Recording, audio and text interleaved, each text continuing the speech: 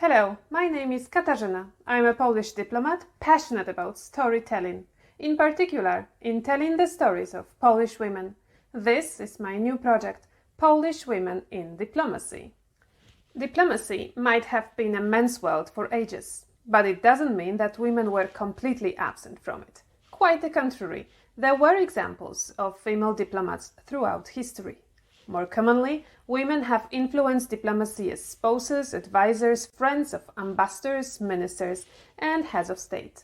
It is high time to claim their space in the history of diplomacy. Their stories remain inspirational today when so many of us, women, pursue diplomatic careers and tirelessly serve our countries. This series begins with the story of one of my most outstanding heroines. Please let me introduce you to Zofia Romer.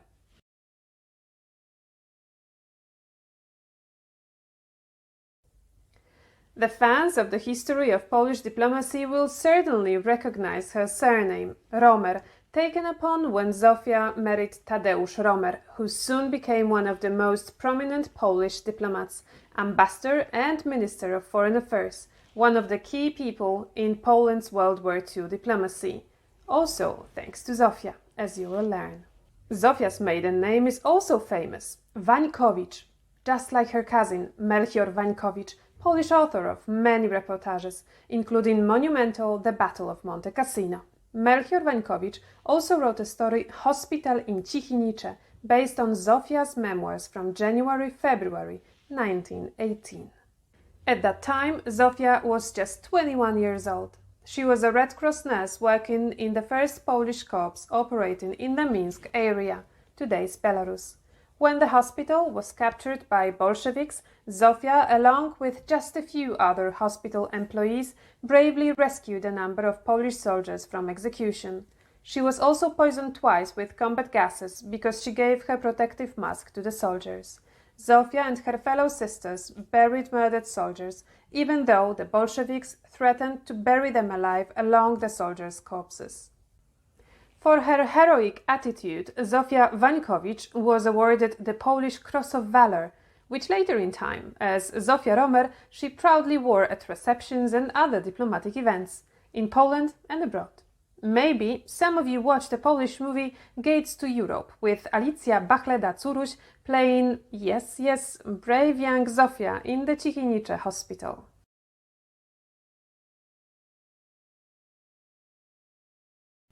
Just 3 years later, after several other courageous episodes in her life, Zofia's career took off at a really astonishing pace.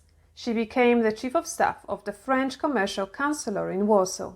Her intelligence, great work ethics, excellent education, and sharp sense of humor were highly appreciated.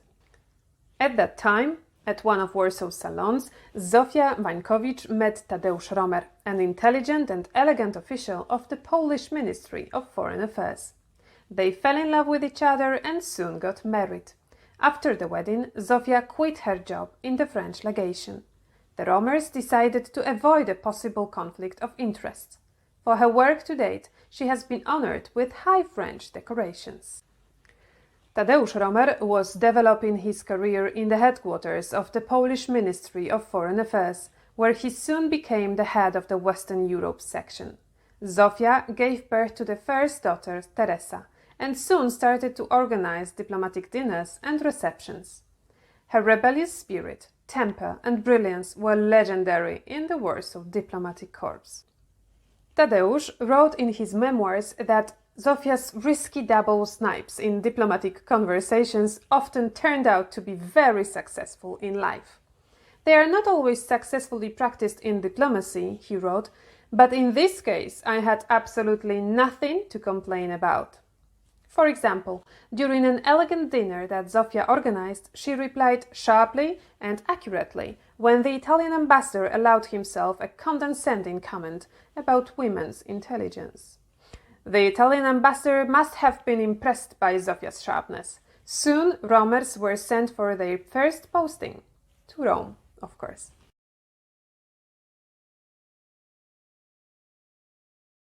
During the posting in Italy, Tadeusz and Zofia received favorable reviews. even though Benito Mussolini's Italy was not the friendliest to Poland.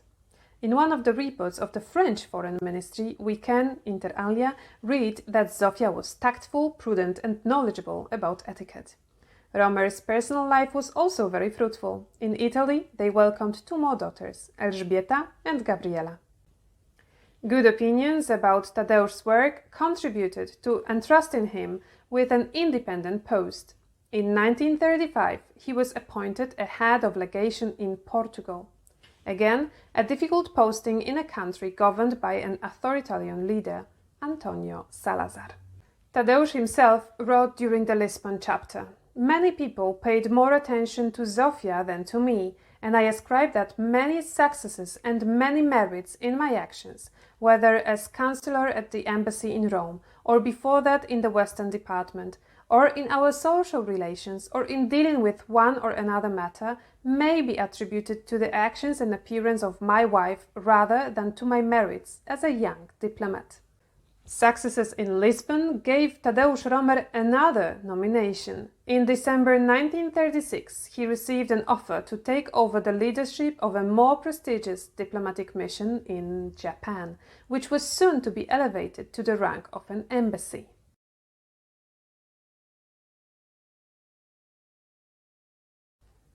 This was not an easy time in diplomacy. War was in the air. Everybody expected it to break out. No one knew, though, when and how exactly will the conflict unravel. World War II began in September 1939, when the Nazi Germany and the Soviet Union attacked Poland. Soon, the Japanese Foreign Ministry demanded that Ambassador Romer hand over the embassy and its archives to the German ambassador Eugen Ott. Tadeusz Romer and his team, including family, decided to defend the embassy at any cost. They did not succumb to pressure, and the embassy continued its activities. They soon became life-saving ones. In 1940, postcards from Poles deported deep into the Soviet Union, describing their tragic situation and asking for help, began to reach the embassy. There were so many of them that all the employees of the embassy, Tadeusz, Zofia, their 3 daughters and their nanny, were involved in the analysis of the situation and mapping the places of the deportees' stay. The results of the work were sent to the Polish government in exile in London and became the basis for first aid to Polish forced displaced persons in the Soviet Union.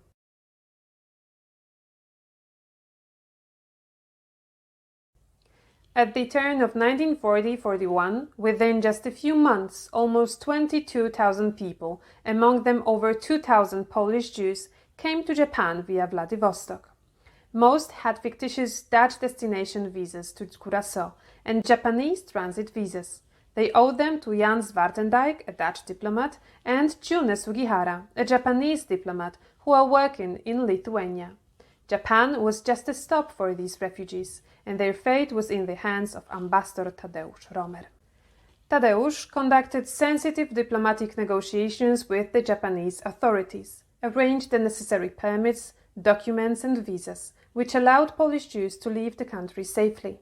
Since obtaining a visa was preceded each time by an individual intervention of the ambassador, it was necessary to create conditions for temporary stay of the refugees. It was taken care of by the Polish Committee for Aid to War Victims, cooperating with the Jewish organizations. Its chairwoman was Zofia. All these efforts resulted in several hundred asylum visas for Polish Jews. To Canada, 250, Australia, 65, Burma, 50, and New Zealand, 30. Moreover, Tadeusz managed to arrange visas to the United States for 300 people and Central and South American visas for 100 more. Many refugees managed to leave for Palestine thanks to the so-called immigration certificates.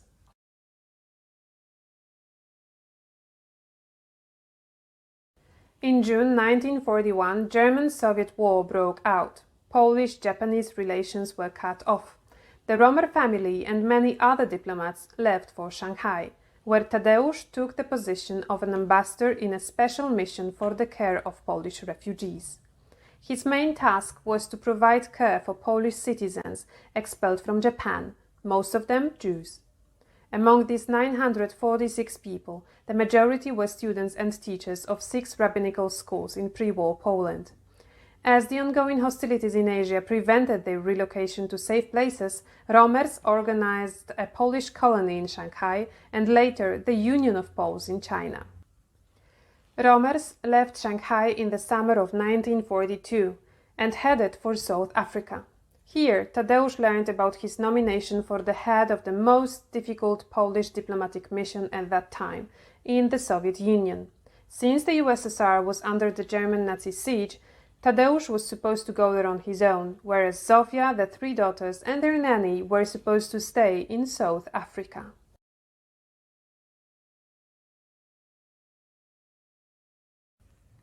The darkest of the darkest days were probably those in July 1943. At that time, Tadeusz was no longer in the Soviet Union. In April 1943, when it was revealed that 3 years earlier the Soviet NKVD shot 22,000 Polish soldiers in the Katyn massacre, the Kremlin broke off relations with the Polish government in exile. Tadeusz was in Cairo, where he was meeting with Prime Minister Władysław Sikorski and was nominated for the High Commissioner for Polish Affairs in the Middle East. This nomination probably saved his life. He stayed in Cairo, whereas the Prime Minister and the whole delegation died in the Gibraltar plane crash on their way back to London. The news of the crash reached Zofia straight away, and for a few days she was convinced that Tadeusz was also on the plane. At some point, Zofia also started taking care of 5 brothers and sisters from Michalski family, who Tadeusz saved in the Soviet Union. Thanks to his efforts, some 600 other children were evacuated to Tehran and Karachi. Eventually, Michalski's siblings reached Johannesburg and stayed under the wings of Zofia until the end of the South African chapter.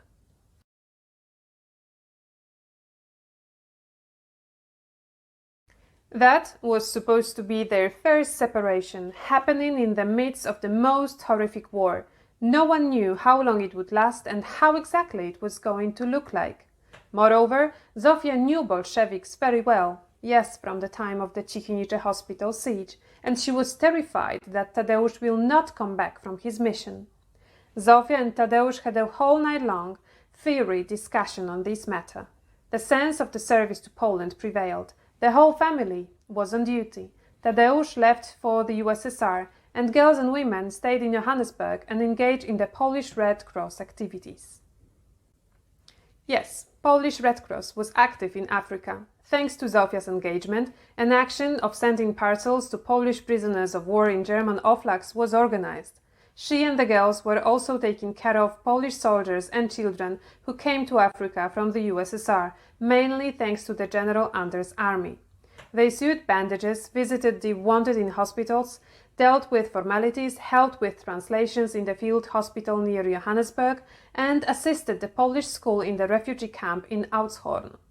After hours, Zofia was writing letters to Tadeusz and reading letters she received from her beloved husband. After almost 20 years of marriage, they were still calling each other "my beloved Tadeusz," "my precious Ziutuś." They were supporting and cheering each other up, even in the darkest moments of their separation.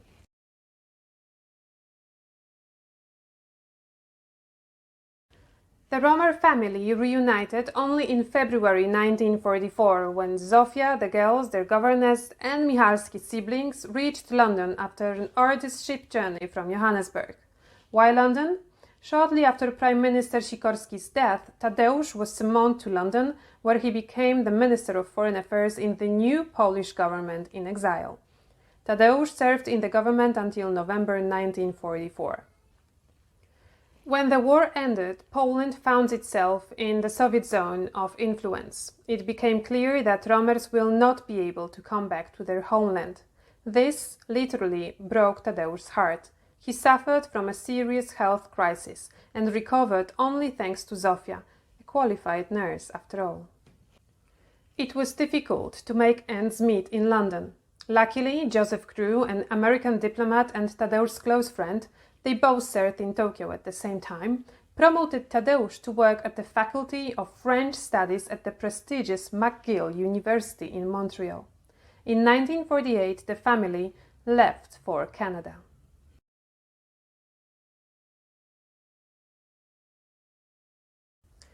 For the next 30 years, Romers were very active in the Montreal Polish diaspora and university circles. The family always stuck together. Tadeusz and Zofia could always trust each other, rely on one another, be each other's guardian angels and the most trusted advisors. A few years before his passing, Tadeusz was speaking about Zofia in the following manner. In those 50 years, my only feeling for her is the highest loyalty and the deepest gratitude for all that I have received and for which I am eternally grateful to her. I realize that she has given me incomparably more than I could have given her. We haven't had a single moment where we would have any doubts that we love each other and that we support each other, and together we go to the end of our lives. Neither Tadeusz nor Zofia managed to visit Poland even once after the war. Tadeusz passed away in 1978, Zofia 3 years later. When Poland regained freedom in 1989, the new generation of diplomats and diplomacy researchers in Poland became interested in Tadeusz Romer's and his family's achievements and difficult missions.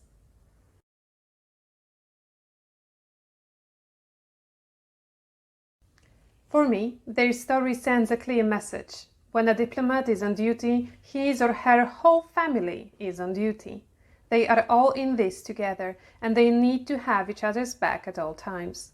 The role of the spouses shall always be acknowledged.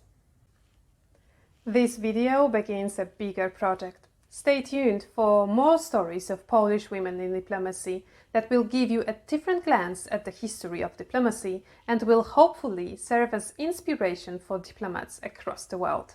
See you in the next episode.